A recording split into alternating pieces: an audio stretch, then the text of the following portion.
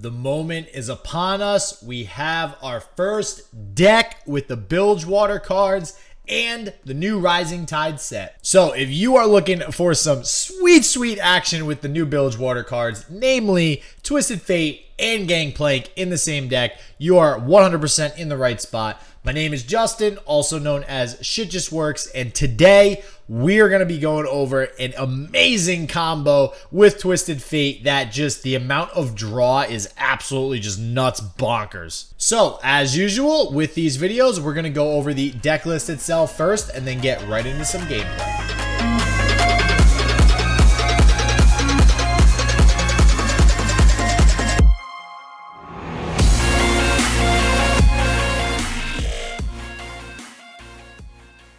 Alright, so as you can see, right now it's listed as TF Aggro. It's kind of like an aggro. I don't really know what this deck is right now.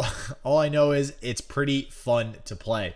So first and foremost, you do see that we have this Rummage here at the top of the list. So usually that is a big signal that we're going to be running cards to activate Rummage, i.e. free cards in your hand, right? We have a lot of different ways to do that in here. So first up, we have Insightful Investigator. So this is a new card, which I absolutely love. When it's on the field, when you play a 2-cost card, you draw 1, but it is fleeting. So 2-cost cards, we got 3, 6, 7, 8, 11, 14 2-cost cards. So about, I don't know, maybe a third of the deck is 2-cost cards. It usually works pretty well. You're usually going to get at least 2 of these off playing the Insightful Investigator, and it'll give you a fleeting copy. Those fleeting copies can be discarded with Rummage. Additionally, this card, Chief Mechanist Zevi. You're hearing it here first. I think this puppy's going to get nerfed at some point. I don't know if it's going to say maybe like the first time only on your turn or like the first 3 times or something. This is busted, and you're going to see why in a second in this very first game especially. So this will also give you fleeting copies, which you can use Rummage to dig through your deck and get more stuff. Now, with all this draw comes Twisted Fate. We also have Pick a Card. Pick a Card also works very well with these fleeting copies. You can shuffle a fleeting copy that you get with Insightful Investigator or Chief Mechanist into your deck, and then you're drawing a sweet 3. Now, when you draw those 3 cards on your following turn, if you have a Chief Mechanist on the field, guess what? You just drew 6. So that's just one of the few interactions here that can go off that makes this deck kind of crazy. So what are we doing with all this draw? Well, yes, we can level up the Twisted Fate, but we have decided to go the keg route with all of these different cards that add kegs to your field. And by kegs, I mean powder kegs. Powder kegs are insanely good, at least from what I've seen so far, especially with things like Static Shock. Static Shock becomes incredible with even just 1 keg on the field. You're doing 2 damage to 2 things and drawing a card. Static Shock also, when you draw a card, triggers Chief Mechanist. So awesome combo to have a keg on the field with a Static Shock, with a Chief Mechanist. It feels really freaking good. Additionally, you're going to have things like a Petty Officer to get a powder keg out. More powder is actually incredibly good as well. And we have Make It Rain to actually not only deal damage to the opponent's Nexus, but also to their face. This card is great with a powder keg. 1 powder keg, it's great. 2 powder kegs, it's damn near broken. And finally, we do have Gangplank for some more powder keg action. We're only running 2 copies. Running the 3 kind of clunked up my hand a little bit too much, especially running the 3 Chief Mechanists. Gangplank is able to get leveled pretty quickly with this deck as well with the Boom Crew Rookie. And it is something to note that the Boom Crew Rookie's effect does trigger powder keg. So if you have a powder keg on the field, just keep in mind that Boom Crew Rookie will deal 3 damage with that powder keg that turn. All right, now let's jump straight into the gameplay, and you guys are going to see real fast how crazy this deck gets. So you can see here we are paired up against, an Ash Tryndamere Katarina. I don't really know what they're playing. Obviously, everybody's playing a little bit different stuff right now. What you're going to want to mulligan for first with this deck is usually stuff that's going to get some powder kegs out. Parlay is also another great first turn card, mainly because it can kill things like that bird, right, that Demacia plays, It's not Swiftwing Lancer. I want to say Swiftwing. It's not. But the 2/1 bird, you can kill that with a parlay and still do 1 to their face. It's not the best way to use parlay, but it still works pretty good. Now, getting a parlay out with a powder keg is incredible.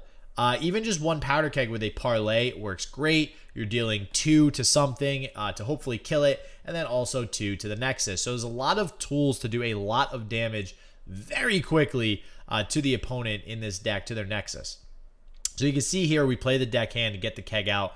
What's interesting about the keg is that it sometimes makes more sense to just let it chill for a little while. Having that keg on the field suddenly makes all your cards do way different, damage calculations. Everything's different for your opponent, right?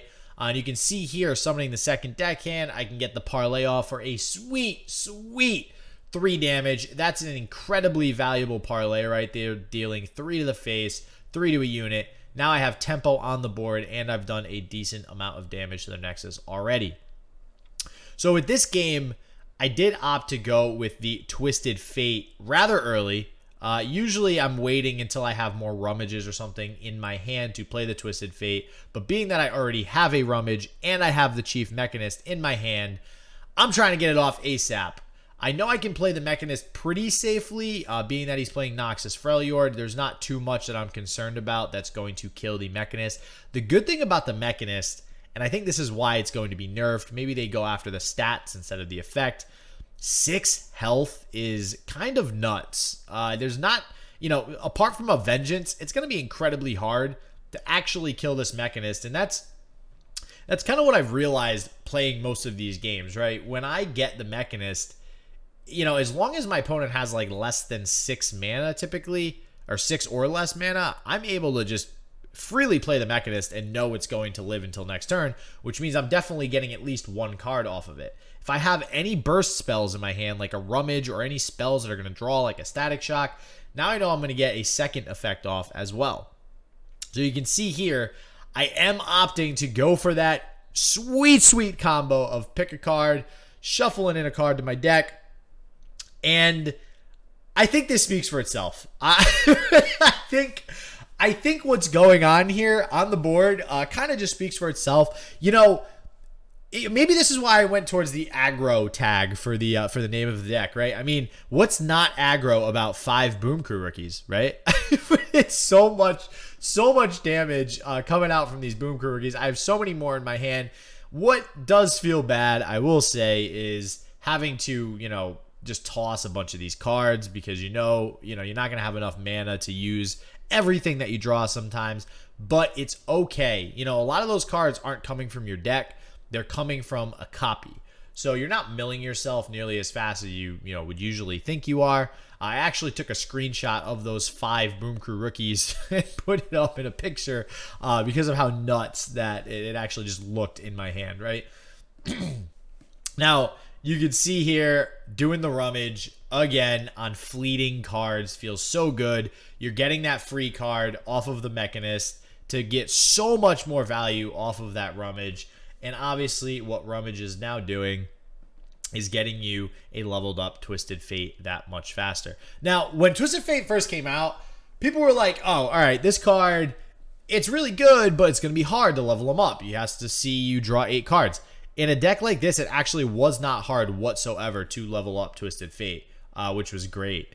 And the other thing that I learned in playing this deck is that when you do level up Twisted Fate, his effect does say the first time that you play 3 cards, you're going to have an additional pick a card spell played.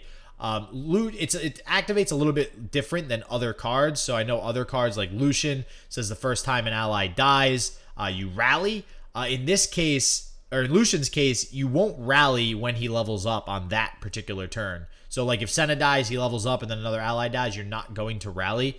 In this case with Twisted Fate, when you level him up on that turn, even if you played, 2 Rummage prior to that to get him to level up, the next 3 spells that you play will still get the 3 cards to go off, right? So ends up working very, very well once you get Twisted Fate on the field. You get so much value out of all of his cards. And you can see here, it's looking rough, right? I mean, my opponent has a huge field right now. My opponent has a very big field. It's looking grim, but I have so much burn in my hand because of all the Mechanist draws. I still have a Mechanist in my hand, and I top deck the Powder Keg. And that's the thing with this deck. Like, you're drawing so much, and you're getting so many burn spells and so many kegs on the field. It becomes very easy to get a finisher off exactly like this, like we're going to get here, to get a Static Shock that essentially does 7 damage to 2 things. So, this is, when you're thinking about playing Powder Keg, these are the types of things you should be thinking about. You should be thinking, okay, what spells can I put into my deck that deal damage, but deal it twice, right? So, like, Make It Rain is another perfect example. When you play Make It Rain with multiple Powder Kegs on the field, your damage is amplified so many times. Then it just, if you play a Mystic Shot, which this deck does play Mystic Shot as well, but if you just play a Mystic Shot, you're just getting the damage onto one single target, which might be good, going into the Nexus or something like that. But when you do it on, it just feels so much better getting all of that extra damage on a Static Shock. I even thought about adding a True Shot Barrage in here, as bad as that card might be. And then this right here shows the power of this deck. All right, this deck is meant to draw as quickly as possible and get my opponent to 0. And I had no hand, and I just went from no hand to 8 cards in my hand. Can we just take a second? This is why I think this card's going to get nerfed. I literally, on one turn, went from 0 cards to 8 cards simply because of pick a card. All right. So let's now get into the second game. So again, we have a mishmash of, Swain, Katarina, Anivia. I don't really know what deck this is, but hey, we're going to roll with it, right? So one thing I do want to talk about here in this second game is the actual interaction of Powder Kegs when you're using them. So if you were watching the first game carefully, you noticed when I did have the leveled up Twisted Fate, I ended up playing a parlay that would have done 3 damage with the Powder Keg, but I played it on a 2 damage unit. And the reason I did that was because playing the parlay triggered Twisted Fate's gold card. And Twisted Fate's gold card is going to get put onto the chain, right? So what that means is as things are added to the chain, the Powder Keg is going to resolve on the very last card that's played. So you have to be really, really careful. I should say the stack. I'm used to calling it the chain from Yu-Gi-Oh!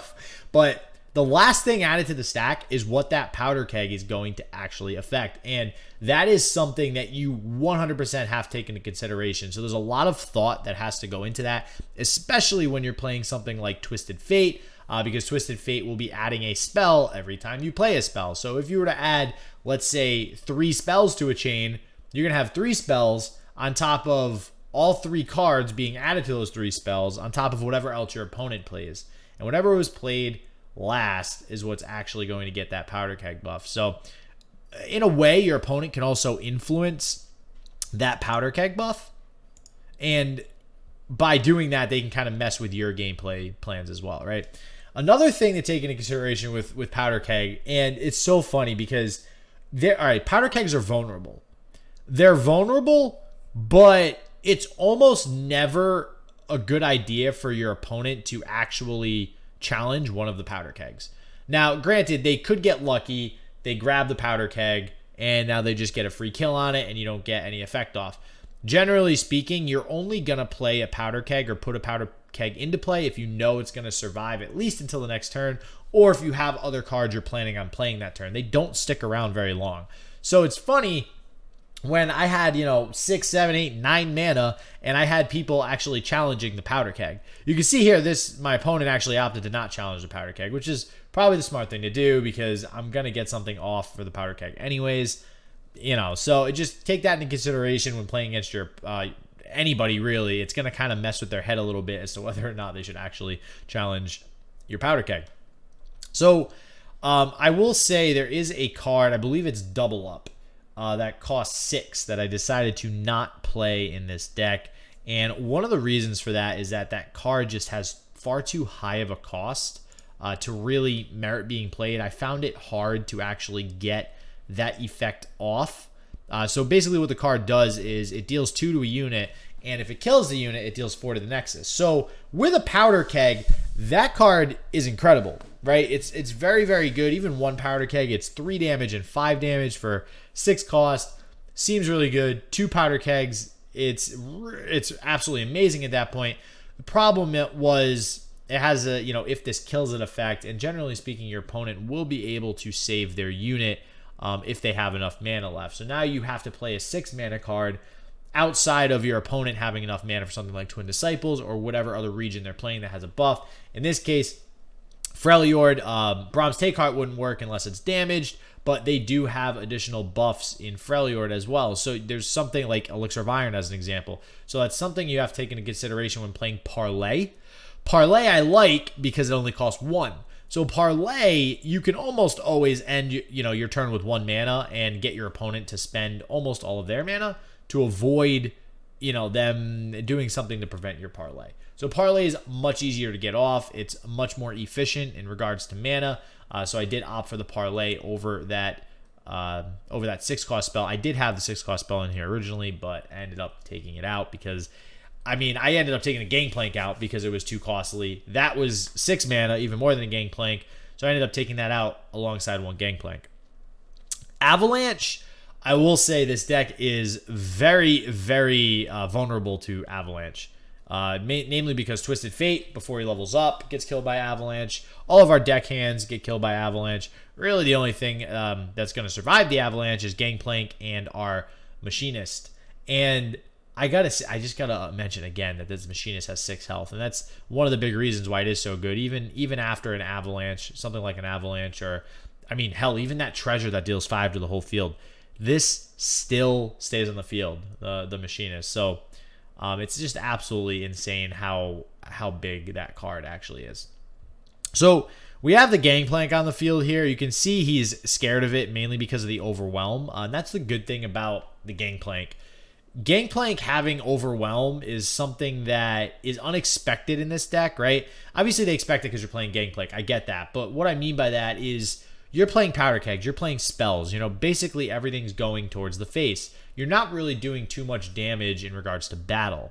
However, Gangplank can be a good finisher in that regard, right? You're playing a 5-cost champion. You get a free powder keg, which can buff something like a Static Shock, late game, or really anything. And now you're attacking with Gangplank. If the Gangplank's leveled up and you have a powder keg on the field, now you're dealing 2 damage to everything as well as the Nexus. So that's just more damage on top of the Overwhelm. So in regards to a finisher, definitely feels good playing a Gangplank late game. As you can see here, I just top decked a Machinist. Wow. You want to talk about a really good late game top deck? Gangplank and Machinist are both insanely good late game top decks. Machinist here is probably the better of the two. As you can see, I'm getting 4 powder kegs now. So I'm pretty far behind my opponent until I top deck this Machinist. Now that I have it top decked, I'm setting myself up to basically win the game off of just 1 giant spell unless he manages to kill these powder kegs. Now it's my attack turn, and they're vulnerable, but he's not attacking, so I'm not worried about it this turn. I'm not going to take the attack here and basically just hope that I top deck into some sort of spell. I do have a lot of spells in my deck, so there's that. Honestly, my opponent probably should have open attacked there, especially considering now, I drew a slow speed spell. Obviously, they're not thinking that probably. They're probably thinking, okay, maybe he just drew a Mystic Shot or whatever, so it's not really going to matter if I open attack. Getting that 5 damage off on the Parlay is huge.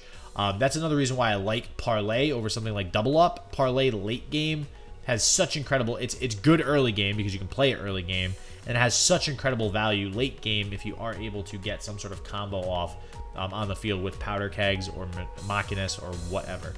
All right, and that is it for the first deck of the new set. I hope you guys enjoyed it. Honestly, I cannot wait to see what other decks I can come up with. I loved this Twisted Fate. I'm definitely going to play around with him a little bit more. If you guys have any questions about this deck, put it in the comments below. I'm curious to see what decks you guys have come up with, and I'm very excited to start theory crafting a whole lot more. So until next time, everybody, stay healthy, stay positive. I hope shit just works for you, and peace out.